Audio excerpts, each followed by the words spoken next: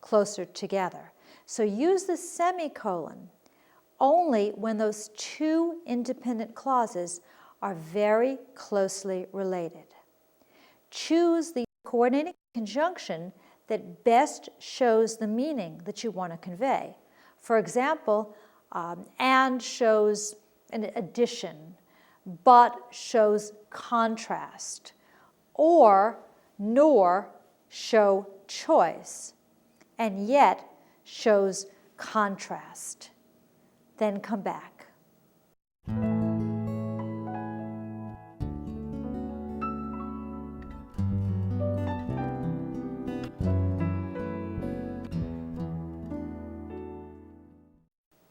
Number 1, geometry now uses methods of calculus and abstract algebra. So, many modern branches of the field are not easily recognizable as the descendants of early geometry. I use the coordinating conjunction so to show result. To me, that was the most logical way to link those two independent clauses. Also, notice there's a comma right before the coordinating conjunction. That's the structure that you'll use. Number 2, Euclid's was not the first elementary geometry textbook, but the others fell into disuse and were lost. I used but there to show result. Here's the first thing. I've got now a change. This is what happened in the second thing. Number 3, one of the most famous rules in geometry is the Pythagorean theorem. People never forget it. I chose a semicolon there because that second independent clause, people never forget it, directly follows from the first. So I saw a very close relationship between those two clauses and decided I didn't want a coordinating conjunction between them. The semicolon would link them best by showing how closely they really are related to each other. Number 4, the Mid-Atlantic Ridge has examples of volcanoes caused by divergent plates pulling apart. Semicolon. The Pacific Ring of Fire has examples of volcanoes caused by convergent plates coming together. I really like that semicolon there because I like that contrast between apart in the first independent clause and together in the second independent clause. So I've got a really nice relationship between apart and together. And I thought by using the semicolon, I would link them. So now what I'm doing is I'm making stylistic choices based on the tools that I have at hand. In this instance, the tools are my coordinating conjunctions and my semicolon. You'll do the same thing. You'll pick exactly the word that you need that best links your ideas and shows the relationship between them. Number 5, in these places, the crust is very thin and eruptions occur frequently. Well, the and fits perfectly because it's showing that the eruptions follow directly from the thinness of the crust. Number 6, some volcanoes have rugged peaks formed by lava domes, but others are massive plateaus. Well, this one was really easy for me because that but indicates that I have a contrast. Some are rugged peaks, contrast, but others are massive plateaus. Complex sentences may sound difficult, but they're really quite easy.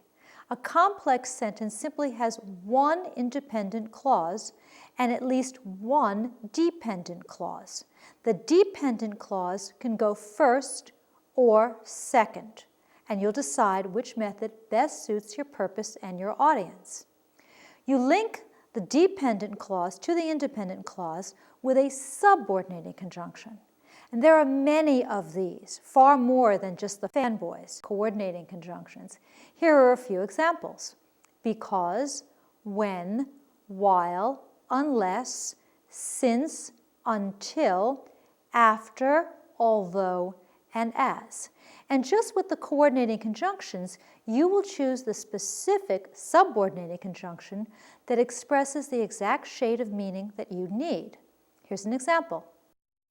Turtles that live on land tend to have thick shells, comma, while those that spend nearly all of their time in water usually have thinner shells.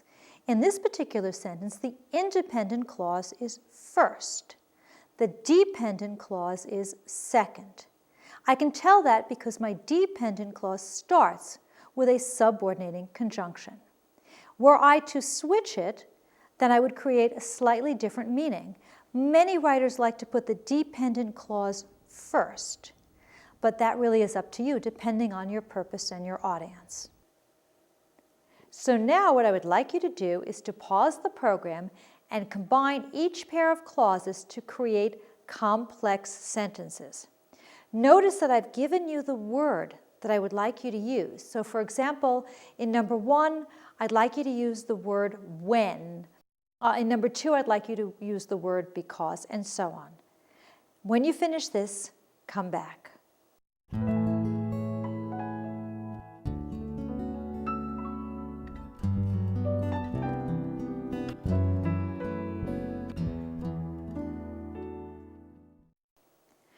Now what's nice about this is you can do it in 2 different ways. You can put the dependent clause first in the sentence, or you can put the independent clause first. I've done it both ways to show you the difference between them. You will pick the way that best suits your purpose, your audience, and your personal style. Number 1, no one answered when she called. When she called, no one answered. In the first one, no one answered when she called, I put the independent clause first. No one answered, independent clause. Second one, I put the dependent clause first. When she called, comma, no one answered. There is a slight difference in meaning. The first one, I'm emphasizing that no one answered. In the second one, I'm emphasizing her calling.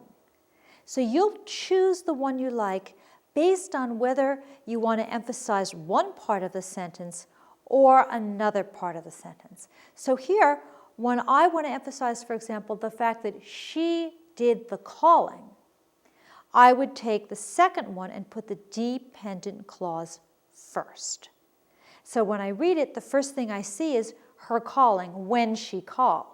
So I'm giving that the emphasis. On number 2, because the tectonic plates move, each volcano becomes dormant after a while.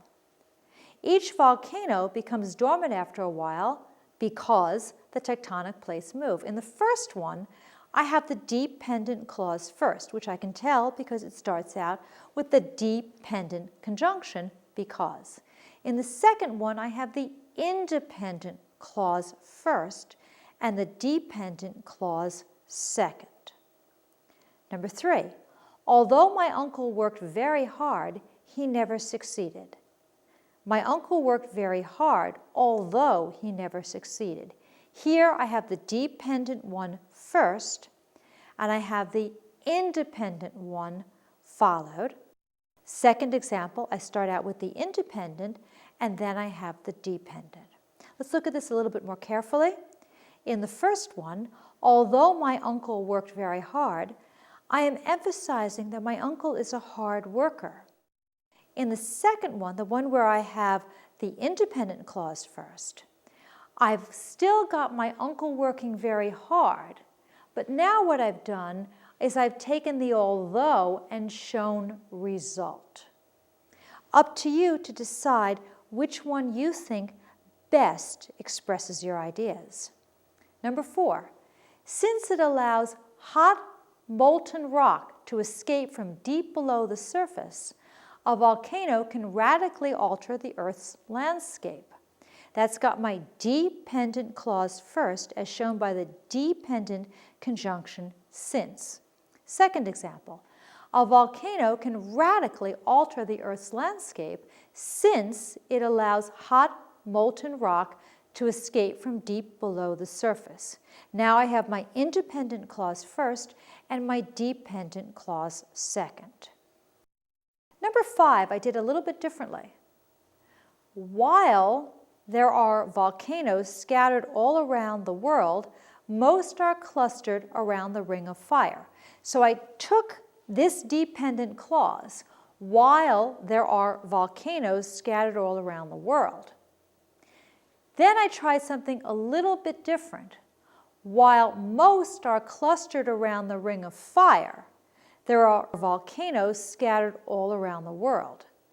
So what I did here is I took the other part, most are clustered around the Ring of Fire, and made that my dependent clause. So in the first example, I'm emphasizing they're clustered around the Ring of Fire. In my second example, I'm emphasizing that volcanoes are scattered all around the world. But in both examples, I'm starting out with the dependent clause with while. There's even a third way that I can do this particular sentence. I can start out with my independent clause instead of my dependent clause. In that case, it would read, there are volcanoes scattered all around the world, while most are clustered around the Ring of Fire. I didn't like that one at all. I thought it sounded a little bit not idiomatic. Idiomatic means that it has a commonplace use. It follows one of the idioms that we use. So it just didn't sound right to me. It sounded a little bit awkward, so I don't think I would use that at all. Very important example, because what this illustrates is while you can flip your clauses and you can move your subordinating or dependent conjunctions, you don't always want to, because it's not always going to sound right. It may sound awkward or unidiomatic. So just because you can move it doesn't mean you have to move it. Go for the one that not only is correct grammatically, but also sounds idiomatic or correct to your ear. Number 6, although volcanoes do play a role, there are many other factors that contribute to global warming. Starting with my dependent clause. Starting with my independent clause, there are many other factors that contribute to global warming, although volcanoes do play a role. And again, here I've got a subtle shade of meaning difference depending on which part of the sentence I put first. And that choice is yours, depending on what it is you wish to emphasize. The last kind of sentence is called a compound complex, and it's exactly what it sounds like. It is a compound sentence, 2 independent clauses, with some dependent clauses. That's the complex part. So you have at least 2 independent clauses and at least 1 dependent clause. As you would expect, these tend to be relatively long sentences. Here's an example. Although typical lizards have 4 legs ending in clawed toes, several types of lizards have reduced limbs, or they may not have any limbs at all. Now you may like that sentence and you may think that works very well, or you may decide to do a little bit of editing on it. So you may do it this way. Although typical lizards have 4 legs ending in clawed toes, leaving your dependent clause alone, several types of lizards have reduced limbs or not any limbs at all, or no limbs at all, depending on your choice, in which case you've taken that compound sentence and you've changed it. And you might like that. I personally like that very much because I find it less wordy, and I like my writing to be concise because I think that's easier for my readers. So now what I would like you to do is to pause the program and combine each group of clauses to create compound complex sentences. I've supplied you with the conjunctions that I would like you to use. For example, in number 1, I'd like you to use and because. So you're using a coordinating conjunction and a subordinating conjunction because. Then come back.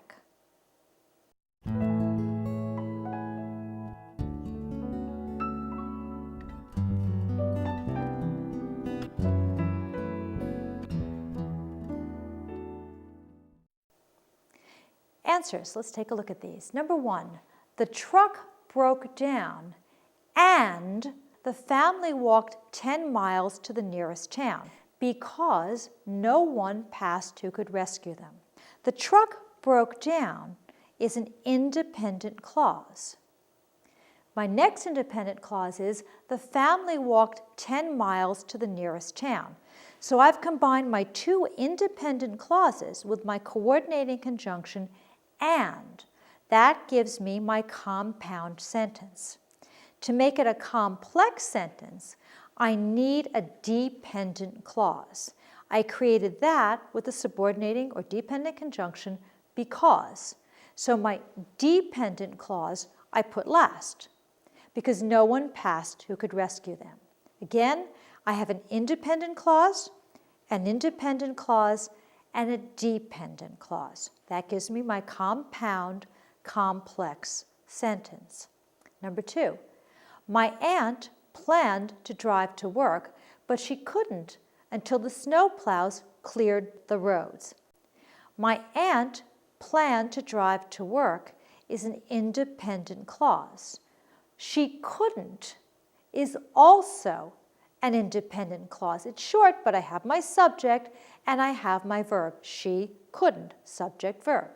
So I have two independent clauses joined by my coordinating conjunction, but, compound sentence. To make it compound complex, I need some subordination, and that I achieved with the dependent clause until the snowplows cleared the roads. Until is my subordinating dependent conjunction. Number 3, since Rick forgot to water the plants, they wilted. He had neglected to prune them as well. Here I'm starting off with my dependent clause. Since Rick forgot to water the plants. Since is my dependent subordinating conjunction. They wilted is my independent clause. They is my subject, wilted is my verb. He had neglected to prune them as well is also an independent clause. So now I have dependent, independent, independent. That gives me my compound complex sentence. Number 4, football is fun, but I prefer soccer because it is faster. Football is fun, independent clause. I prefer soccer, independent clause. Combine the two with the coordinating conjunction, but gives me my compound sentence.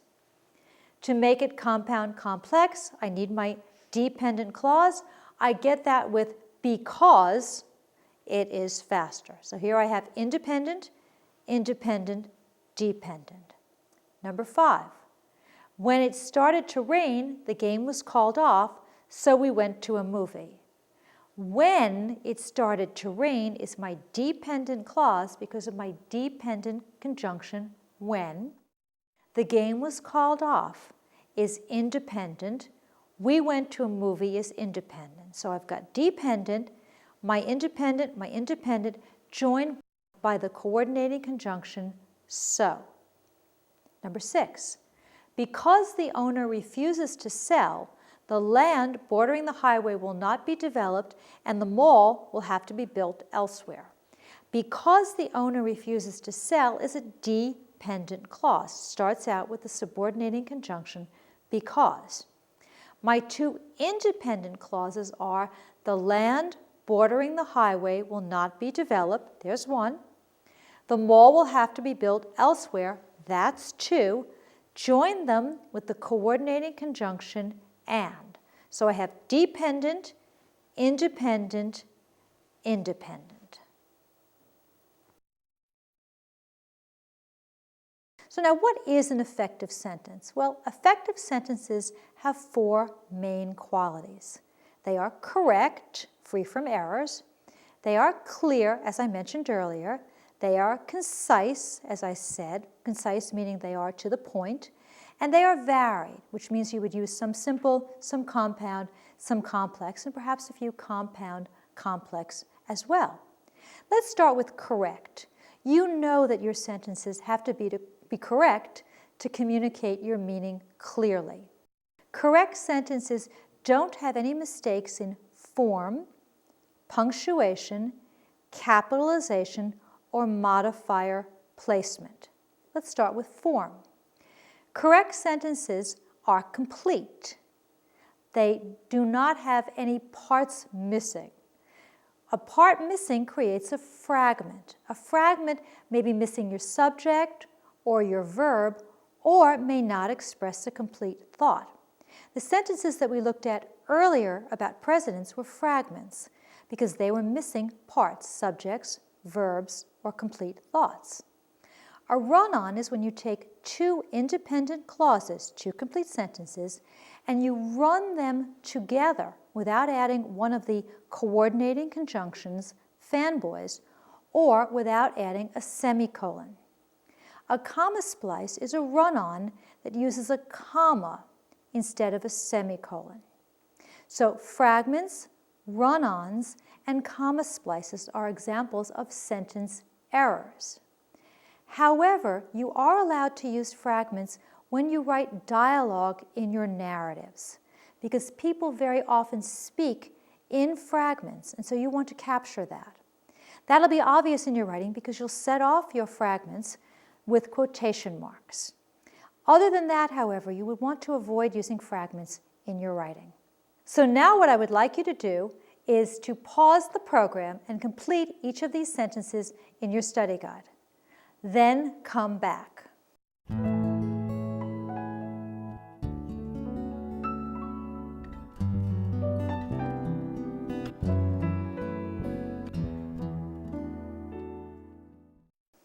Here are some possible answers.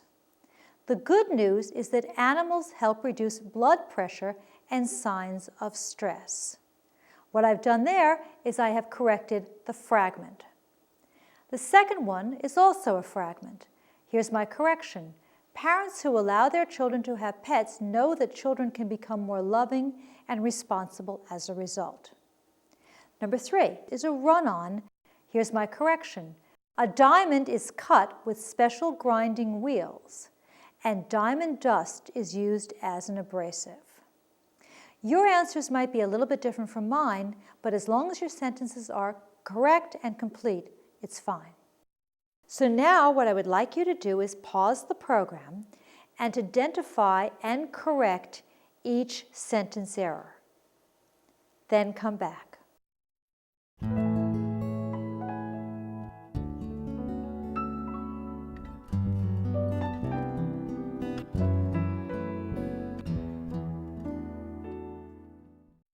Number 1, flowers that are freshly cut. Well, that makes no sense. What about flowers that are freshly cut?